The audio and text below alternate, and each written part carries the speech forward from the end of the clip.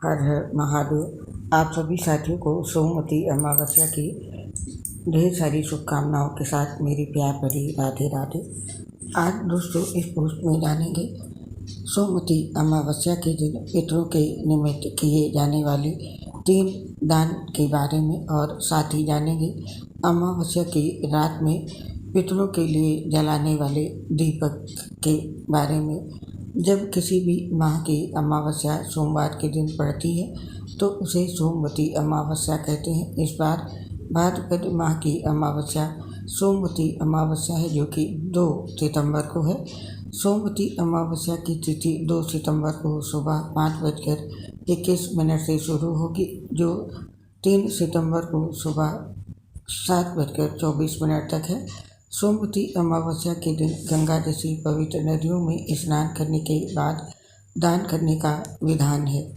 सोमवती अमावस्या पर 3 प्रकार के दान करते हैं जिससे पुण्य की प्राप्ति होती है।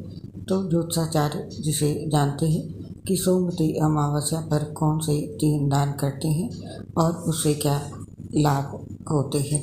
सोमवती अमावस्या के अवसर पर 3 दान करने की परंपरा है। उस दिन देवदान, पितृदान और ग्रहदान का विधान है। इसका तात्पर्य ये है कि आप देव, पितर और ग्रह के लिए दान करें। आइए जानते हैं कि इन तीनों के दान के लिए कौन सी वस्तुओं का उपयोग करते हैं। सबसे पहले जानते हैं देवदान के बारे में। सोमवती अमावस्या के दिन आप देवों को तृप्त करने के लिए वस्त्रों का दान कर सकते हैं। देवों को आप लाल, पीले, हरे, नीले आदि रंगों के वस्त्रों का दान कर सकते हैं। ये वस्त्र सिले हुए होने चाहिए।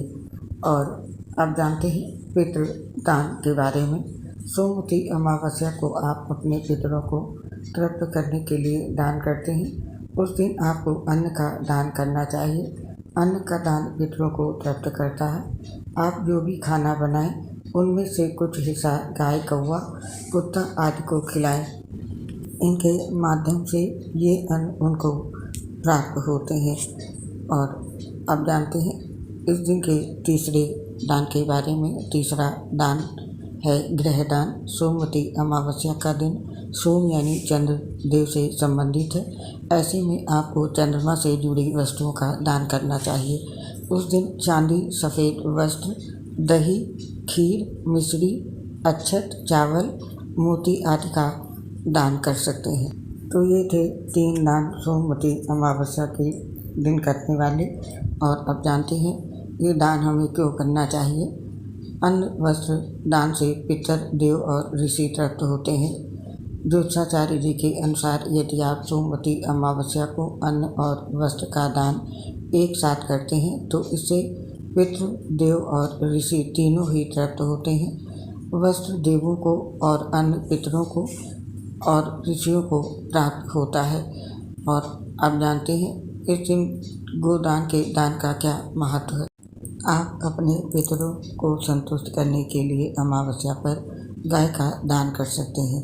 यदि आपके पितर वैतरणी नदी के किनारे फंसे होंगे तो गाय की मदद से वे उसे पार कर सकते हैं। इस वजह से ही गाय के दान का विधान है। इसके बारे में गरुड़ पुराण और प्रेत मंजरी में लिखा है। तो यदि आपकी क्षमता है और आप गाय का दान कर सकते हैं तो इस दिन गाय का दान जरूर करें। और अब जानते हैं अमावस्या की रात में घर के दरवाजे पर दीपक क्यों जलाना चाहिए। सोमवती या भाद्रपद अमावस्या के दिन पितरों के निमित्त तर्पण किया जाता है।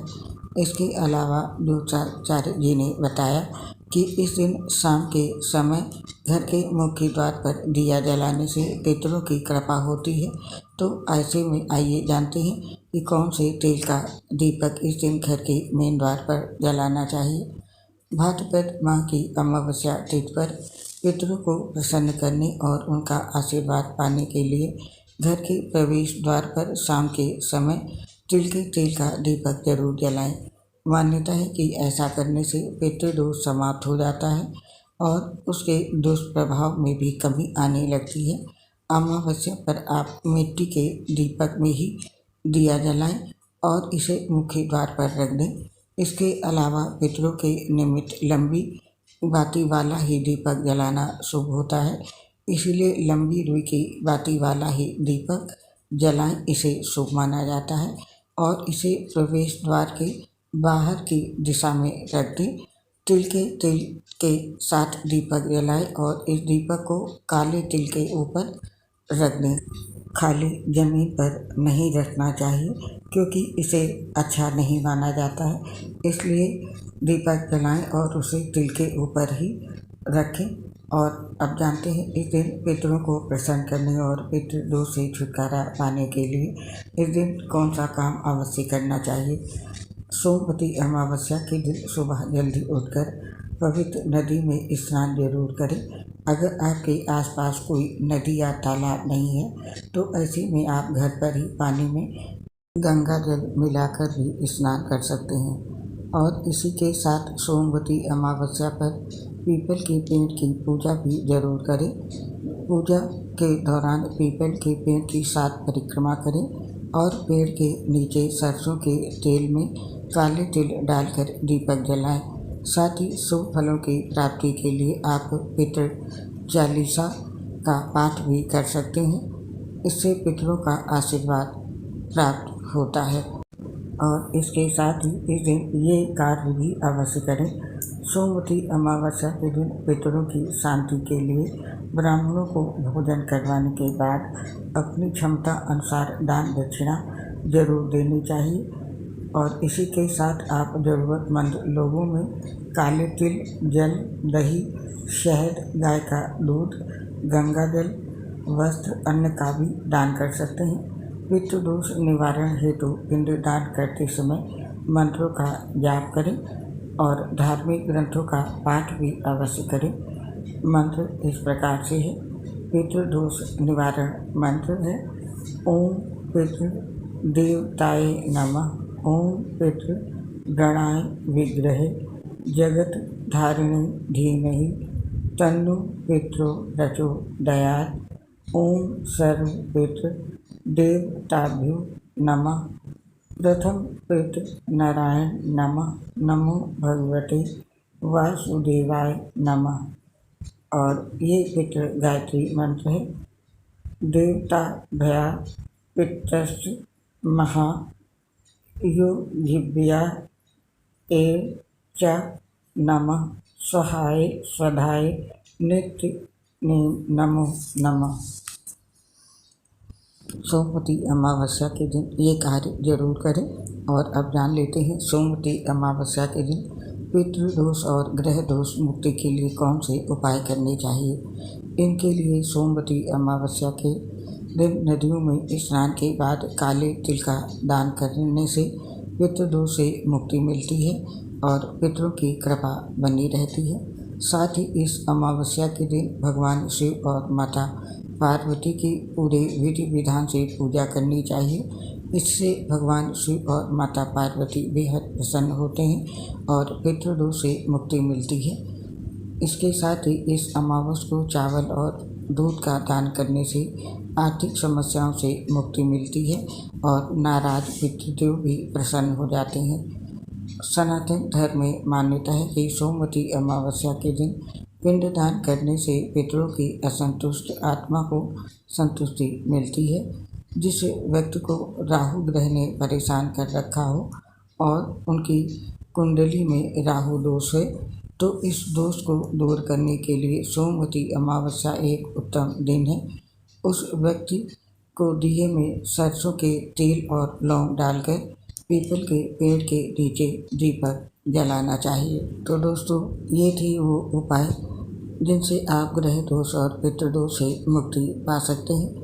यदि आप इनमें से किसी समस्या से ग्रसित हैं तो आपको सोमवती अमावस्या के दिन जरूर ये उपाय करने चाहिए। साथ ही इस दिन पितरों को प्रसन्न करने के लिए और उनकी आत्मा की शांति के लिए इस दिन जो उपाय ऊपर बताए हैं उन्हें अवश्य करें और घर के मुख्य द्वार पर दीपक जरूर जलाएं। उम्मीद करती हूँ इस जानकारी से आपको लाभ प्राप्त होगा। हमें अब इस पोस्ट को समाप्त करने की आज्ञा दीजिए। आप और आपके पूरे परिवार पर महादेव का आशीर्वाद सदैव बना रहे, इसी कामना के साथ अब इस पोस्ट को समाप्त करने की आज्ञा चाहते हैं। आपसे शीघ्र मिलेंगे फिर नई पोस्ट के साथ। तब तक के लिए आप सभी को मेरी प्यार भरी राधे राधे। आपसे अपनी एक समस्या शेयर कर रहे हैं। दोस्तों, हम लीवर सोसिस सहित बहुत सी गंभीर बीमारियों से ग्रसित हैं, जिसके चलते पोस्ट बनाते समय काफ़ी परेशानी आती है। सांस फूलने की वजह से आवाज़ ठीक से नहीं आ पाती है। इसके लिए साथियों हमें क्षमा करें और अपना सहयोग हमारे साथ बनाए रखें। उम्मीद करती हूँ हमारी समस्या को समझते हुए आप सभी साथी हमारा साथ और सहयोग जरूर करेंगे। इसके लिए आप सभी साथियों का हृदय से बहुत बहुत धन्यवाद। जय श्री राधे कृष्ण, राधे राधे, हर हर महादेव।